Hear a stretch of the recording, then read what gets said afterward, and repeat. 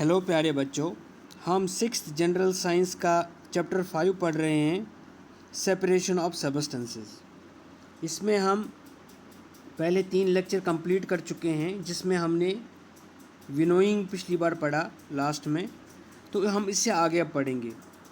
जो हम substances separate करते हैं, हम उसके तरीके जानते हैं कि हम चीज़ों को अलग कैसे करते हैं। जैसे हम धान यानी चावल की जो खेती करते हैं, तो चावल तो दाने दाने वाला चावल सीधे हम खेत से नहीं उठाते हैं। पहले हमारे पास जो चावल आता है उसको हम पहले हार्वेस्ट करते हैं, फिर थ्रेश करते हैं, फिर विनोइंग में उसमें से जो घास होती है वो साफ़ करते हैं। तो हमने इसके बारे में भी कुछ पढ़ा था। आज हम सीविंग से शुरू करेंगे। सीविंग क्या होता है? Sometimes we may wish to prepare a dish with flour. आपको पता है गेहूं से या चावल से आटा बनता है, और आटे से हम रोटी बनाते हैं और बाकी डिशेस भी बनाते हैं। तो अगर हमें आटे से कोई भी डिश बनाना है तो हमें सबसे पहले उस आटे को साफ़ करना होता है। We need to remove impurities and bran that may be present in it. हमें इस आटे में इम्प्योरिटीज़, कोई गंदगी अगर हो वो, या ब्रान जैसे कोई जिसे हम बूरा कहते हैं, वो इस आटे से हम निकालते हैं। What do we do? हम क्या करते हैं इसको? We use a sieve and pour the flour into it. हम एक सीव यानी छानी, जिससे हम आटा छानते हैं, उसका इस्तेमाल करते हैं और आटे को साफ़ करते हैं। उसमें आटा डाल के उसको हिलाते हैं दोनों हाथों से पकड़ के, दोनों एंड्स पे। तो जो आटा है, जो महीन आटा है, वो नीचे आ जाता है, और ऊपर जो है वो भूरा रह जाता है थोड़ा, और अगर कुछ इम्प्योरिटीज़ है वो भी रह जाती है। Sieving allows the fine flour particles to pass through the holes of the sieve while the bigger impurities remain on the सीव।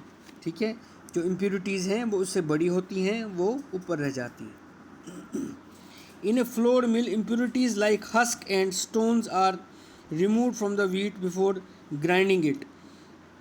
जब फ्लोर मिल में, आटे की जो मिल है, उसमें आटा पीसा जाता है, तो उससे पहले मशीनों के ज़रिए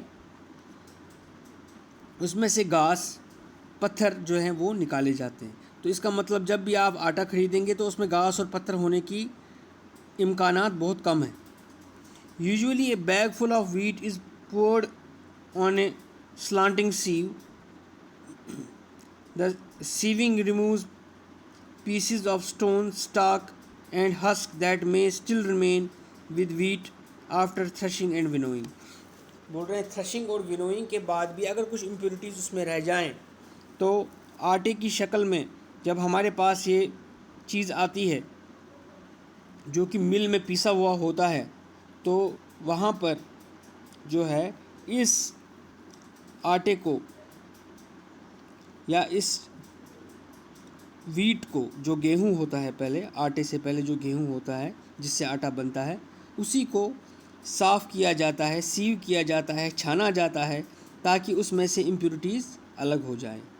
you may have also notice similar sieves being used at construction sites to separate pebbles and stones from the sand. आप फैक्ट्री के अंदर तो नहीं गए होंगे जहाँ पर गेहूँ से पत्थर और घास अलग की जाती है, लेकिन आप जब कंस्ट्रक्शन साइट्स पे जाते हैं, जहाँ पर कंस्ट्रक्शन होती है, जहाँ पर बिल्डिंग्स बनती हैं, तो वहाँ आपने देखा होगा कि ऐसे ही जालियाँ, बड़ी बड़ी जालियाँ इस्तेमाल की जाती हैं, जो कि छोटी रेत, पतली महीन रेत में से पेबल्स, पत्थर के टुकड़े, और जो बाकी कोई भी उसमें घास फूस होती है वो उसको अलग करता है। एक्टिविटी 4 पढ़ेंगे। Bring a sieve and a small quantity of flour from home. घर से आप एक छानी ले आएंगे, आटा छानने वाली, और थोड़ा सा आटा ले आएंगे टू द क्लास में sieve the flour to separate any impurities, उस आटे को आप छानेंगे ताकि कोई भी इम्प्योरिटी कोई भी गंदगी जो है वो अलग हो जाए। Now make a fine powder of chalk pieces and mix it with the flour. अब आप चाक के जो क्लास में अवेलेबल होता है चाक, उस चाक को पूरा थोड़ा सा उसका पाउडर बनाएंगे और उसको जो है आटे में मिक्स करेंगे। Can we separate the flour and the powder chalk by sieving, क्या हम पाउडर चाक जो चाक है उसका पाउडर बन चुका है और आटा है, क्या हम उसको छानी से अलग कर सकते हैं? नहीं कर सकते हैं। क्यों नहीं कर सकते हैं? क्योंकि जो सीविंग का प्रोसेस है वो एक प्रिंसिपल पे काम करता है। प्रिंसिपल क्या है? प्रिंसिपल मतलब एक असूल पे काम करता है। हर कोई प्रोसेस, जो भी साइंटिफिक प्रोसेस है, वो एक असूल पे काम करती है। उसकी लिमिटेशंस भी होती हैं। वो एब्सोल्यूट नहीं होती कि हर चीज़ में वो काम करेगी। जैसे मैंने अभी आटे की बात कही, तो आटे को छानने में जब हम सीविंग करते हैं तो वो उस इम्प्योरिटी को निकालेगा, उस गंदगी को निकालेगा जो आटे के उस महीन दाने से बड़ा हो। ठीक है, जैसे हमारे पास मैंने कहा ब्रान होता है, जो भूरा होता है आटे से, वो मोटा आटा होता है ब्राउन कलर का, आटे का ही वो एक हिस्सा होता है जो पचने में थोड़ा मुश्किल होता है, इसे हम अलग करते हैं। या फिर कोई और इम्प्योरिटी होती है, पत्थर होता है, तो वो हम आराम से अलग कर सकते हैं क्योंकि उस आटे के दाने से वो साइज़ में बड़ा होता है। लेकिन यहाँ जो चाक का पाउडर है वो लगभग आटे के दाने का ही है और कभी कभी आटे के दाने से पतला भी हो सकता है, तो उसे सीविंग के ज़रिए अलग करना पॉसिबल नहीं है क्योंकि वो इसने यहाँ भी लिखा है sieving is use when components of a mixture have different sizes. जब एक मिक्सचर के कंपोनेंट्स अलग अलग साइज़ के हो तभी सीविंग यूज़ की जा सकती है। इसके बाद सेडिमेंटेशन, डिकंटेशन एंड फिल्ट्रेशन। सेडिमेंटेशन क्या है, डिकंटेशन क्या है, फिल्ट्रेशन क्या है। जैसे बाकी प्रोसेसेस की तरह इसको भी मैं इंट्रोडक्शन में आपको बता चुका हूँ थोड़ा बहुत कि क्या होता है। अब हम इसको थोड़ा डिटेल में पढ़ेंगे। Sometimes it may not be possible to separate components of a mixture by winnowing. कभी कभी विनोइंग, जो मैंने ऊपर आपको बताया, हवा से हम गेहूँ या चावल को हल्की घास से अलग करते हैं, उसे हम विनोइंग कहते हैं। हर कोई मिक्सचर जो है जब हम उसको साफ़ करें, उसमें से किसी भी इम्प्योरिटी को अलग करें, तो हर मिक्सचर विनोइंग से अलग नहीं हो सकता। एंड हैंड पिकिंग, और हैंड पिकिंग से तो बहुत सारा मिक्सचर अलग नहीं हो सकता। हैंड पिकिंग तो बिल्कुल बेसिक प्रोसेस है एक, जिससे हम हल्का फुल्का कोई ऐसी गंदगी हो जो हम आँख से देख सकें और बहुत कम मात्रा में, बहुत कम मिकदार में हो तो उसे हम अलग कर सकते हैं, लेकिन ज़्यादा क्वांटिटी में हो तो वो अलग नहीं कर सकते हैंड पिकिंग से। For example there may be lighter impurities like dust और सॉइल पार्टिकल्स इन राइस और पल्सेस। जैसे अभी हमने विनोइंग की बात की, विनोइंग से कुछ हद तक घास के पार्टिकल्स तो निकल सकते हैं, हैंड पिकिंग से कुछ हद तक हम मोटे कंकर जो हमें आँख से दिखते हैं वो निकाल सकते हैं। लेकिन अगर डस्ट जैसी कोई इम्प्योरिटी हमारे, या सॉइल जैसी कोई इम्प्योरिटी हमारे राइस में हो, हमारे पल्सेस में हो, या इवन वीट में भी हो, तो उसे हम इन तरीक़ों से नहीं निकाल सकते। How are such impurities separated from rice और पल्सेस बिफोर कुकिंग। तो बताइए ऐसी इम्प्योरिटीज़ को कैसे हम अलग करते हैं। हम चावल पकाने से पहले, आपको पता होगा जब भी हम चावल पकाते हैं तो उसको 2-3 बार पहले अच्छी तरह से रिंस कर लेते हैं। रिंस होता है धो लेना पानी से, उसको पानी से अच्छी तरह से धो लेते हैं ताकि उसके साथ जो इम्प्योरिटीज़ हो, जो वाटर सॉल्युबल हो या वाटर से वॉश हो जाएं, अलग हो जाएं, तो वो इम्प्योरिटीज़ उसमें से अलग हो जाती हैं। जैसे एक एग्ज़ाम्पल है कि हमारे चावल में कुछ दवाइयाँ होती हैं वाइट कलर की, जिससे वो चावल काफ़ी देर तक प्रिजर्व रहता है। अगर हम बाज़ार से चावल लाते हैं तो उसमें वाइट कलर की इम्प्योरिटीज़ होती हैं, जो बोरिक एसिड भी हो सकता है या कोई कीड़े मारने की दवाई हो सकती है, जिससे वो काफ़ी देर तक सड़ता नहीं है। लेकिन खाने के लिए वो चीज़ इतनी अच्छी नहीं है, वो हम नहीं चाहते कि हमारे पेट में वो चला जाए, तो उसे हम धो लेते हैं। धोने से वो वाइट कलर का जो पाउडर है वो धुल जाता है, वो अलग हो जाता है। तो वो भी एक तरीका है हमारा चावल को साफ़ करने का।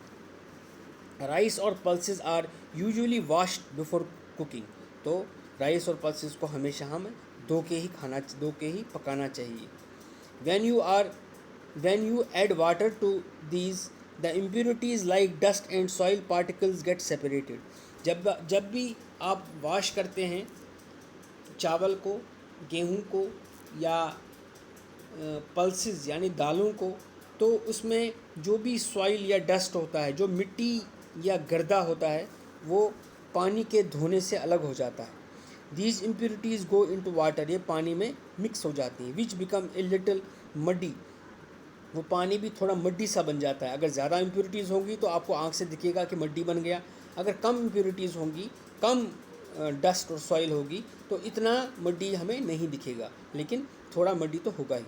Now what will sink to the bottom of the vessel, rice और डस्ट। ज़रा बताइए आप, अगर हम राइस में पानी मिलाएंगे तो सिंक क्या होगा, क्या तैरेगा और क्या डूब जाएगा? सिंक होता है डूब जाना।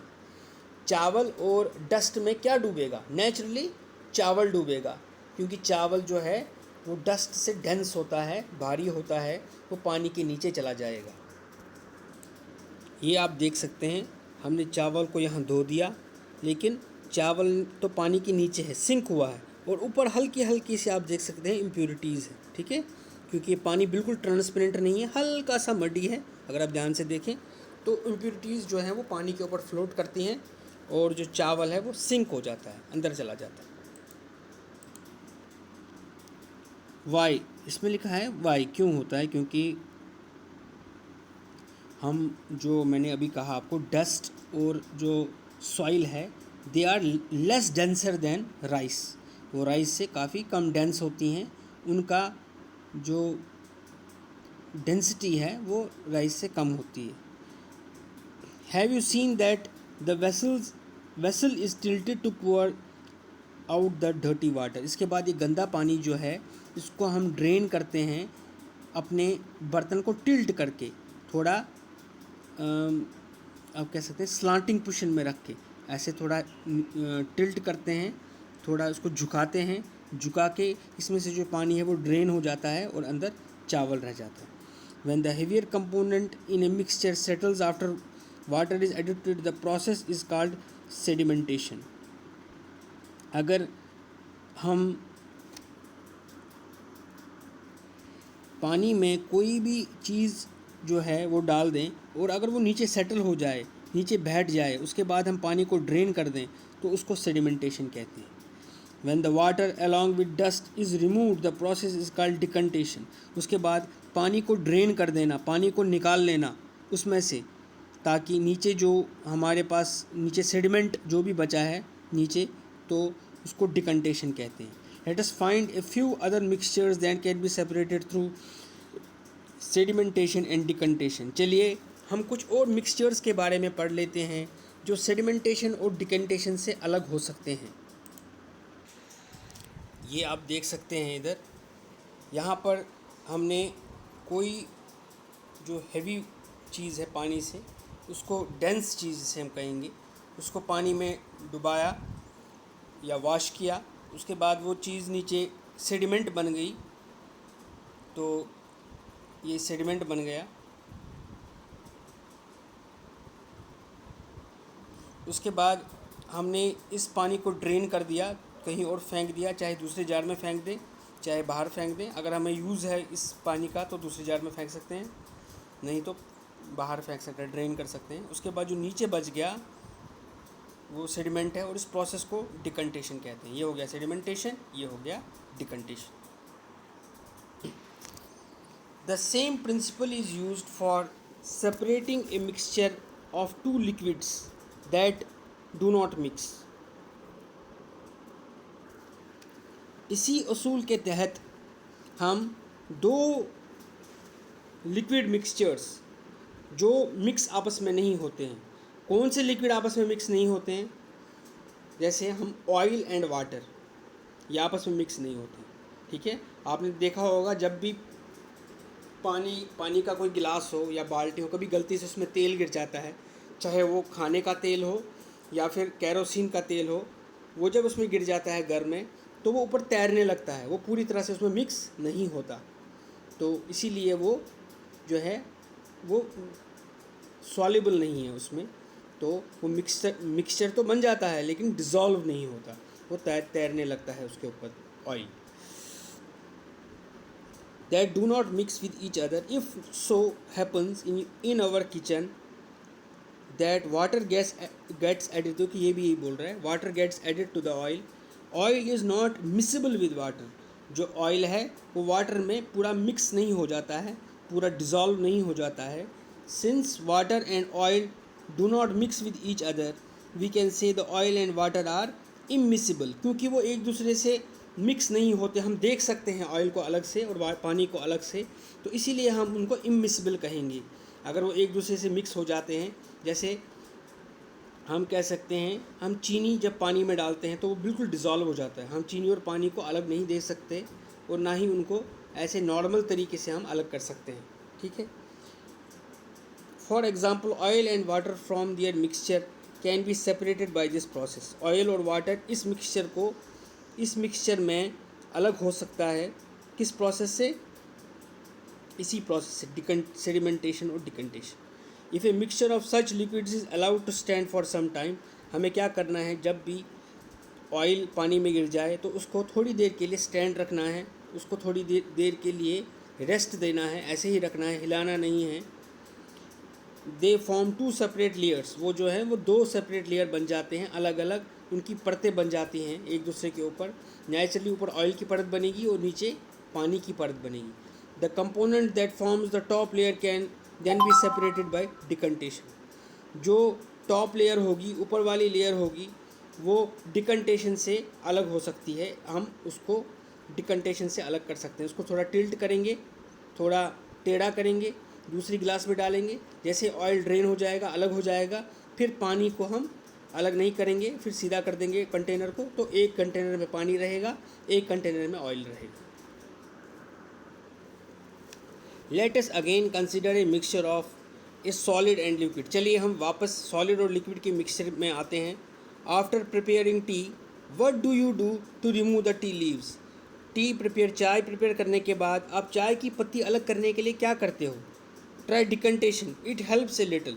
अगर आपके पास छानी नहीं है, एक तो है तरीका, छानी से हम उसको अलग करते हैं, स्ट्रेन करते हैं उस चाय को, लेकिन अगर आप स्ट्रेन भी करोगे वो तो अच्छा है, लेकिन आप डिकंटेशन ट्राई कर सकते हो। आप थोड़ी देर के लिए चाय को ऐसे स्टैंड बाय पे रखिए, ऐसे रेस्ट दीजिए, उसको हिलाइए मत, आप देखोगे कि चाय की पत्ती नीचे बैठ जाएगी और चाय ऊपर रहेगी।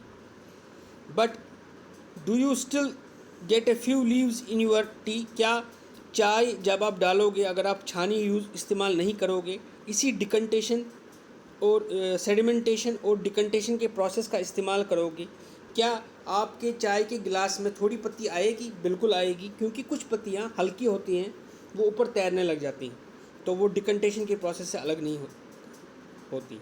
Now pour the T through a strainer. अब आप स्ट्रेनर से, चाय की छानी से चाय स्ट्रेन कर सकते हो, छान सकते हो। Did all the tea leaves remain in the strainer? क्या सारे के सारे चाय की पत्तियाँ उसी स्ट्रेनर में रहेंगी? बिल्कुल रहेंगी। अगर वो स्ट्रेनर ठीक है, अगर बीच में कटा हुआ नहीं है, तो कोई चाय की पत्ती उस स्ट्रेनर को पार करके गिलास में नहीं जाएगी। This process is called filtration.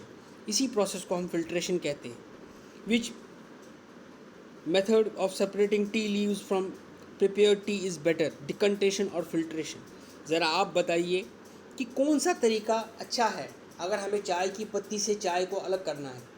क्या डिकंटेशन अच्छा है, फिल्ट्रेशन अच्छा है? देखिए, इधर हम मानेंगे कि फिल्ट्रेशन ज़्यादा बेटर प्रोसेस है डिकंटेशन से। जब हम चाय की पत्ती को चाय से अलग करेंगे तो फिल्ट्रेशन ज़्यादा अच्छा प्रोसेस है। लेकिन अगर हमें अभी तेल और पानी को अलग करना है तो वहाँ हम फिल्ट्रेशन का इस्तेमाल नहीं कर सकते, क्योंकि वो दोनों लिक्विड हैं, वो दोनों छानी के बीच में से निकल जाएंगे। वहाँ हमें बेस्ट तरीका हमारे पास सेडिमेंटेशन, डिकंटेशन का ही है। Let us now consider the example of water that we use. Do all of us at all time get safe water to drink? क्या हम जो भी पानी हमें मिलता है, पीने के लिए मिलता है, क्या वो सेफ़ है हमारी पीने के लिए? Some time sometimes water supplied through taps may be muddy, कभी कभी और हमारे यहाँ तो काफ़ी बार जब पानी आता है तो उसमें मिट्टी मिली हुई होती है। The water collected from ponds or rivers may also be muddy, वो भी मड्डी हो सकते हैं। अगर हमें पॉन्ड से, तालाबों से और रिवर्स से, दरियाओं से या नदियों से पानी हमें लेना पड़ता है तो उसमें भी मड मिक्स हो सकता है, मिट्टी मिली हो सकती है। स्पेशली आफ्टर रेन्स, खासकर जब बारिश हो तब कभी कभी तो नलके में भी मड्डी पानी आता है, और अगर हम पॉन्ड और रिवर से पानी लाते हैं तो वो भी मड्डी होता है। Let us see if we can use some method of separation to remove insoluble impurities like soil from water. अगर हम ऐसी इम्प्योरिटी जो कि सॉल्युबल नहीं हो, जो कि पूरी तरह से जैसे नमक और चीनी की तरह मिक्स पानी में जो हैं, उनको तो हम इस तरह से नहीं निकाल सकते, लेकिन जो पूरी तरह से मिक्स नहीं होती हैं, जो या तो नीचे बैठती हैं या ऊपर तैरती हैं या इसमें सस्पेंडेड रहती हैं, ऊपर नीचे करती रहती हैं, जैसे मिट्टी है, उसको हम पानी से किस तरह से अलग कर सकते हैं। अब activity 5, collect some muddy water from a pond or river. कुछ कीचड़ वाला पानी, मड्डी पानी, किसी इतना ज़्यादा कीचड़ वाला नहीं लाना है, थोड़ा मड्डी होना चाहिए जो जिसे हम आराम से फिर फिल्टर भी कर सकें। तो उसे हम पॉन्ड और रिवर से कलेक्ट करेंगे। If it is not available mix some soil in water, अगर आपके पास वो अवेलेबल नहीं है, आपने पानी का एक गिलास लेना है, उसमें सॉइल ऐड करनी है, ठीक है। Let it stand for half an hour, इसको आधे घंटे तक रखिए। Observe the water carefully and not your observations, पानी को अच्छी तरह से ऑब्जर्व कीजिए और अपनी ऑब्जर्वेशंस नोट कीजिए। डज सम सॉइल, आप देखोगे कि सॉइल कुछ जो है वो नीचे सेटल हो गई पानी में। Why, what will you call this process, कि आप इस प्रोसेस को क्या कहेंगे? नेचुरली इस प्रोसेस को हम सेडिमेंटेशन कहेंगे। Now slightly tilt the glass without disturbing the water, अब आपको ग्लास को हल्का सा टेढ़ा करना है, लेकिन पानी को डिस्टर्बेंस नहीं होनी चाहिए। अगर डिस्टर्बेंस हो गई तो वापस वो मिट्टी पानी में मिल जाएगी। Let the water from the top flow into another glass, बिल्कुल डिकंटेशन की तरह करना है। जो पानी ऊपर है, उस मिट्टी के ऊपर जो पानी है उसको ड्रेन करना है, उसको दूसरे गिलास में डालना है। What will happen, what will you call this process, इस प्रोसेस को आप क्या कहेंगे? इस प्रोसेस को हम डिकंटेशन कहेंगे। Is the water in the second glass still muddy और ब्राउन इन कलर, क्या दूसरी गिलास में जो पानी है वो अभी भी मड्डी होगा या फिर थोड़ा कम मड्डी, मतलब जिसे हम ब्राउन कलर कहेंगे, वो होगा? बिल्कुल ब्राउन कलर होगा। थोड़ी मिट्टी तो उसमें अभी होगी, लेकिन इतनी नहीं जितनी पहले थी। नो फिल्टर इट, अब इसको फिल्टर कीजिए। Did the T strainer work, हाँ इसको फ़िल्टर करना है, मगर कैसे फ़िल्टर करना है? जो हम चाय की छानी से चाय फ़िल्टर करते हैं उसी से फ़िल्टर करना है। क्या उससे काम हुआ? बिल्कुल काम नहीं होगा। क्यों? क्योंकि जो वो मल्टी पार्टिकल्स उस पानी में हैं वो उस चाय की छानी के में जो सुराख हैं उससे भी पतले हैं, वो उसके बीच में से निकल जाएंगे, वो छाने नहीं जाएंगे। Let us try filtering the water through a piece of cloth, चलिए हम कोशिश करते हैं इस पानी को एक कपड़े में से छानने का। हमें एक कपड़े का पीस लेना है और उसके बीच में से पानी को डालना है। In a piece of cloth small holes और pores remain in between the woven threads, जब भी हम कपड़े, हमें पता है जो कपड़े का कोई भी क्लॉथ है वो धागों को आपस में इंटरलॉक करके या धागों को आपस में जो है मैश बनाकर बनाया जाता है, तो उसमें बीच बीच में सुराख होते हैं, बिल्कुल पतले सुराख। These pores in a cloth can be use as a filter, इन्हीं पोर्स को हम फ़िल्टर की तरह इस्तेमाल कर सकते हैं। If the water is still muddy, impurities can be separated by a filter that has even smaller pores, अगर हम इसको फ़िल्टर करेंगे हम देखेंगे कुछ मैक्सिमम मड जो है वो उस कपड़े के ऊपर रह जाएगा और नीचे साफ़ पानी आएगा। लेकिन अभी भी ऐसा हो सकता है कि इसमें थोड़ा सा मड हो, थोड़ी इम्प्योरिटीज़ हों, तो इसे हम और स्मॉलर पोर्स वाले किसी भी मटेरियल से फ़िल्टर कर सकते हैं। सबसे बेस्ट तो होगा filter paper. Filter paper is one such filter that has very fine pores, सबसे फाइन पोर्स फ़िल्टर पेपर में होते हैं। फिगर 5.9 जो हमें दिखाया गया है, ये देखिए, ये फ़िल्टर पेपर है, ये आप देख सकते हैं इधर, ये गोल होता है, इसको हम पहले डबल करते हैं, फिर 4 फोल्ड करते हैं, 4 फोल्ड करने के बाद बीच में इसको खोल देते हैं, खोलने के बाद इसकी कोन शेप हो जाती है। इस कोन शेप को फिर हम इस फनल में रख देते हैं ताकि ये पूरी तरह से इसको अंदर इसकी सरफेस को कवर कर सके। ऊपर से अगर हमें मडी वाटर डालना है वो डालेंगे, नीचे बिल्कुल क्लियर वाटर निकलेगा। Figure 5.9 shows the steps involve in using A filter paper. Figure 5.9 हमें दिखाता है क्या क्या स्टेप्स हैं जो हम फ़िल्टर पेपर को यूज़ करने से पहले उसको कैसे हम फोल्ड करके फिट करते हैं इस फनल में। A filter paper folded in form of a cone is fixed into a funnel. इसको हमें फनल में फिट करना है। ये 5.10 मैंने आपको दिखा दिया फिगर, ध्यान से देखिए इसको, ठीक है। The mixture is then poured in the filter paper. Solid particles in the mixture do not pass through it and remain on the filter. जो इस पानी को हमने फ़िल्टर पेपर में डाला तो इसके कुछ सॉलिड पार्टिकल्स जो हैं वो इस फ़िल्टर पेपर में स्टक रहेंगे, मैक्सिमम सॉलिड पार्टिकल्स, कुछ नहीं सारे, तो नीचे हमें क्लियर वाटर मिलेगा। Fruit and vegetable juices are usually filtered before drinking to separate the seeds and solid particles of pulp. अब जब भी हम फ्रूट और वेजिटेबल जूस पीते हैं तो उसे हम पहले फ़िल्टर ज़रूर करते हैं, तो उससे क्या हो जाता है, उसके जो बीज हैं वो जूस में नहीं आते हैं, और पल्प जो उस फ्रूट का मोटा वाला हिस्सा है उसे पल्प कहते हैं, वो हम जूस में नहीं डालते हैं। The method of filtration is also used in process of preparing cottage चीज़। पनीर हम देख सकते हैं, आप देख सकते हो, पनीर जब हम यूज़ करते हैं, बनाते हैं, तो जो दूध वाला होता है वो पनीर को कैसे बनाता है, पहले वो दूध को जो है वो फाड़ता है, उसके बाद उस फटे हुए दूध में जो है वो पनीर को अलग करता है with the use of cloth. जो वो क्लॉथ होता है उसके पोर्स होते हैं बिल्कुल फ़िल्टर पेपर की तरह, लेकिन उसके पोर्स थोड़े बड़े होते हैं, उसके बीच में पानी निकल जाता है, ड्रेन हो जाता है बिल्कुल छानी की तरह, और ऊपर पनीर रह जाती है। In our homes, you might have seen that for making paneer, a few drops of lemon juice are added to milk and it boils and is boiled होना चाहिए। अच्छा, हम क्या करते हैं, अगर हमें घर में पनीर बनानी होती है तो लेमन जूस के कुछ ड्रॉप्स हम दूध में मिलाते हैं और उसको उबालते हैं। This gives A mixture of particles of solid paneer and a liquid. इससे क्या हो जाता है कि सॉलिड पनीर अलग हो जाता है और लिक्विड अलग हो जाता है, लेकिन उनका मिक्सचर अभी है।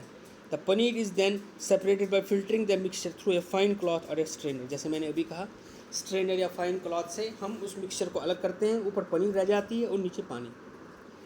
तो आज हम इतना ही करेंगे, इसके आगे अगले लेक्चर में।